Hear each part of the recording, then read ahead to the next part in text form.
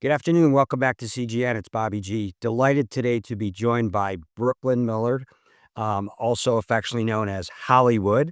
That I find out is a nickname that you got at a very young age, having lived in Hollywood, California. Welcome, Brooklyn. Great. So nice to meet you. Hi, it's so nice to meet you too. Thank I'm happy you to so be much. here. Oh, thank you for taking the time out. We love connecting with you, and thank you for taking some time.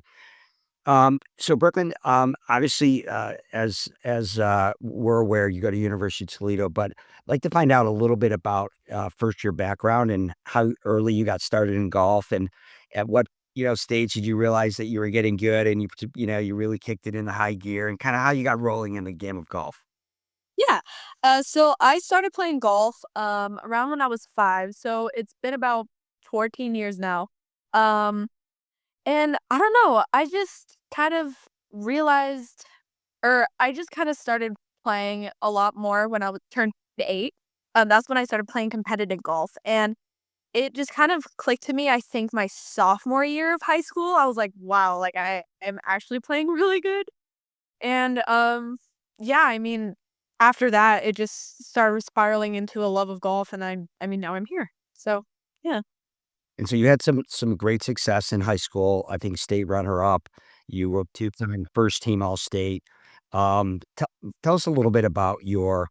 I mean, your scoring average, your 4-year scoring average is. I had to check to make sure. I had to read it 3 times. 67.8 4-year scoring record. So wow, were you on fire Yeah. in high school? What was so like important to you, or some of the coolest moments you had in your high school career that stick out? Um, I think my favorite moments had to be getting runner up at state and also, qualifying for the US Women's Am. That was for sure one of my biggest accomplishments, and I'm always striving to do that again because it was just such an insane experience. Like, I really wanna go back. Yeah. In one of your, your amateur career, you shot a career low round of 62. Yeah. Boy, is that low. How did you do that? What was going on? I think it was just, like, it was just a really good day. It was just I was just on fire. Like, I made so many eagle putts, and, I mean, granted, the course was a little shorter to my end. I'm a very long hitter, so it was kinda just like driver, wedge. So it just kinda worked out that way. Well, and obviously you still had to get it in the hole. Yeah. Right. Honestly, the putting and the short games working. So after high school, you how did you pick University of Toledo? And we have a number of younger viewers that tune in to watch these interviews to learn from, you know, um, really high caliber collegiate players like yourself. But if you could give a little insight into your process and how you went about deciding where to go to school, and give us kind of inside scoop on how you arrived there, that'd be great. Yeah, so I one of the biggest things, that was a part of my experience of, like, getting into collegiate golf, it was kind of just seeing where I think I would be the best and where I would kind of, like, feel like I accomplished the most, or not accomplish the most, but, like, feel like I could evolve the most. And when I was picking schools, for me, it was the coach, if I liked the campus, and if I liked, like, the scoring average or, like, where they were at the time. So, for me, my biggest, like, thing was the coach and, like, the scoring average. And I felt like Toledo could help me improve so much, and, like, as of now, I think that it is doing that very well. So, I mean, for me, it was just trying to find also a family, and that's what I felt coming in. I was just like, "Wow." Now, now you in the summers, do you go back to California, or do you live closer now? So, I'm originally from Los Angeles, but I moved to Cleveland for my high school career. But like right after I graduated, my parents moved to Las Vegas. So, like for like holidays, I go back to Vegas. Yeah. But not a bad place to go home. So you had an amazing freshman year as well. I don't want to lose sight of that because again, kind of thinking about some of the members of the audience, freshmen going to college is a big enough challenge for anyone. Yeah. Right? Getting acclimated, you're on your own. You get some friendships right away. Obviously, it's easier if you're on a team because 'cause you're with the Yeah. team. But freshman year is not usually a year where a freshman comes in and plays in every single tournament, and you did. Yeah. So, I wanna ask you in terms of play, what does your team have qualifiers for every tournament, or how does that work to break in the lineup? Yeah, so, basically, if you get a top 3 or you're in the 10% or you win a tournament, you are exempt.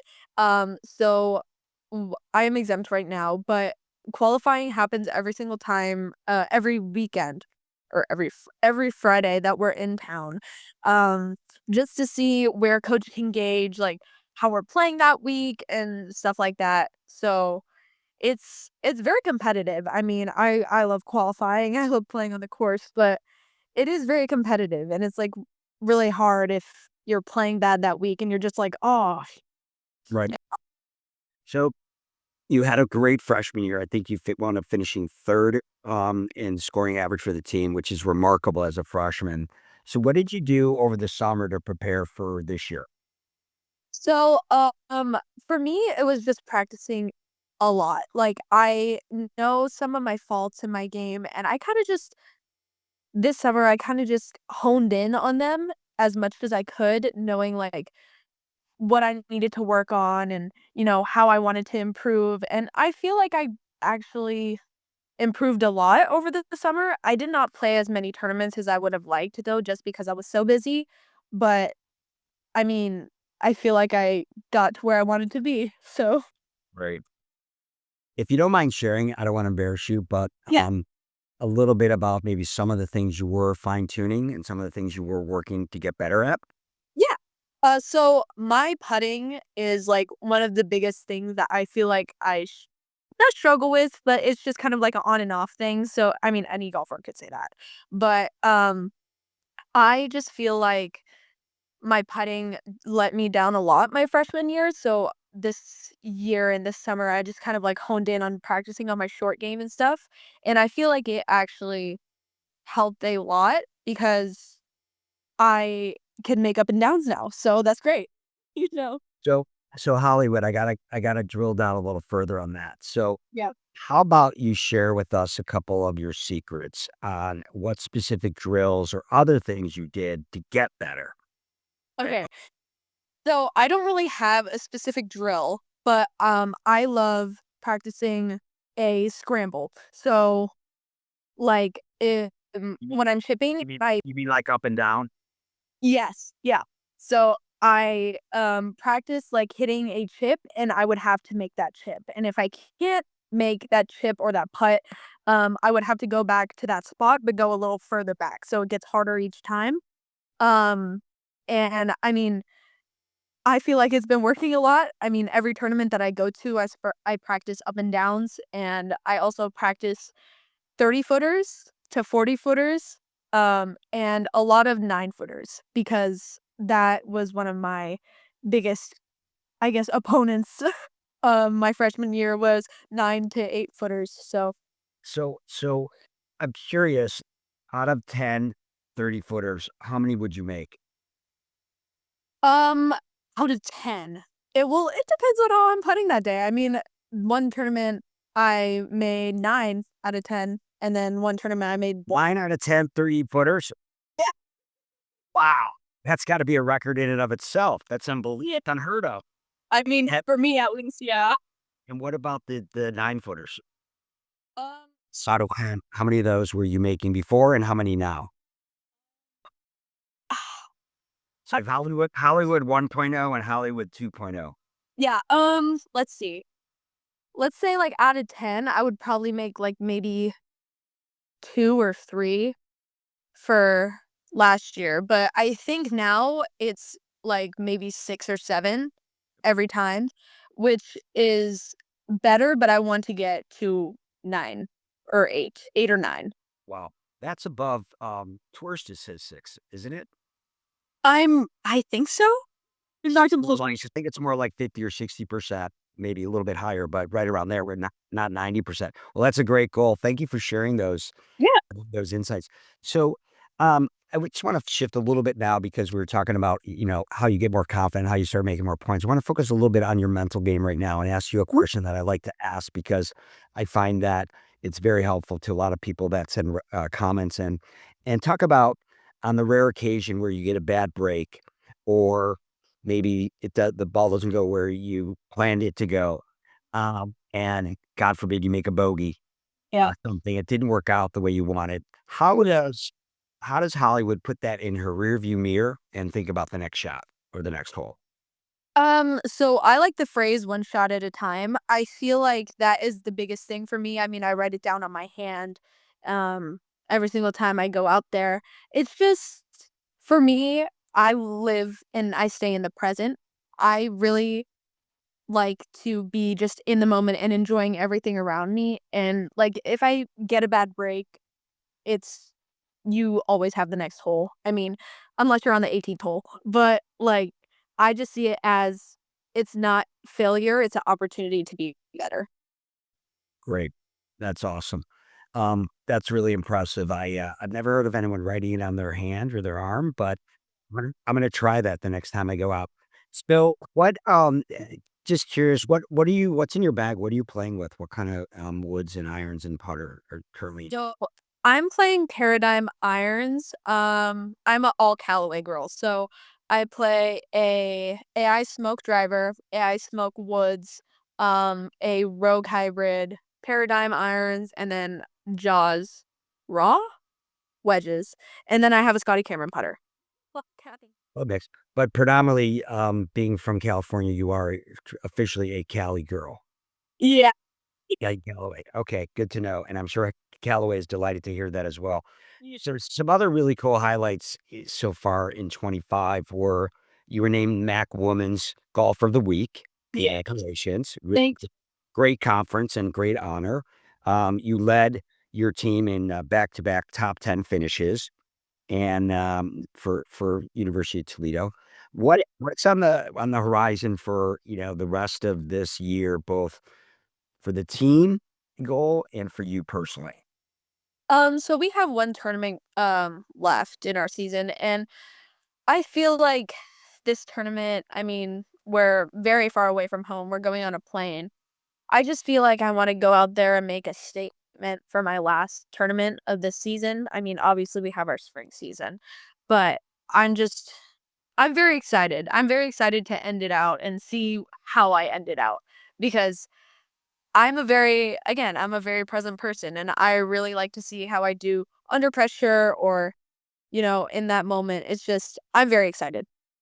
So you mentioned pressure. So let us get into your mind a little bit. And what do you do when you're starting to feel a little pressure or some discomfort?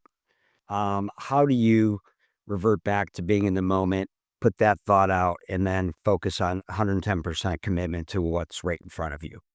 So, this may be a little odd to a lot of people, but I absolutely love pressure. I like the feeling of it and just like feeling like you have to do it. It just gives me a little adrenaline rush, which a lot of people may not like. But that's why I mean I love match play so much. It's like you have to stay in the present. You have to be under pressure all the time because you're playing against another person. And I just feel like when there's pressure, there's an opportunity. So, like, let's say, like, I'm on the last hole and this girl is tied for first place and I'm also tied for first place and like we have birdie putt. I'm going to do everything I possibly can to make that birdie putt. I want to feel that adrenaline rushing through me and then letting go if I make the putter, if I don't. It's a really good feeling for me, at least. That's amazing. I have not heard that. I've heard other techniques such as breathing and, thinking about nothing and trying to, visualize shots, but I haven't heard that answer. So it's very unique. Appreciate that. I am curious because you have an amazing laugh and personality. Oh, Um, what is your favorite karaoke song? oh my goodness. Okay. My favorite karaoke song is Winner Takes It All by ABBA. That is my favorite karaoke song of all time. Okay, great. We actually track those answers, so we'll look forward to getting that one on the list and see how popular it is. Yay. And, just last question, do you have any, I know you're just a sophomore, but do you have any thoughts or aspirations about where you might go with golf after college? So I've always wanted to do something on the pro tour, but I mean, right now, I feel like I'm not completely sure. I mean, I love golf very much and I want it to stay in my life. Um, and maybe that means becoming a college coach, who knows? But I definitely am going to say to be continued for that question. Okay, very fair. I know it's early on. I was just kind of curious. Sometimes we get freshmen in that they're already, shaking that's an automatic. So, and I know you're a good student and you study psychology, which is a really great major. And gosh, it was a pleasure meeting you and looking forward to seeing you down the road at some tournaments that we're live streaming. And I know your program is great. I've met your coaches, and you're at a great university, and I can see why you love it there so much. So thank you again for taking the time. It's a pleasure meeting you, and best of luck the rest of the season and in the spring. And we'll look forward to keeping up with you and staying connected. All right, thank you so much. Thank you, Hollywood. It's great. Appreciate it.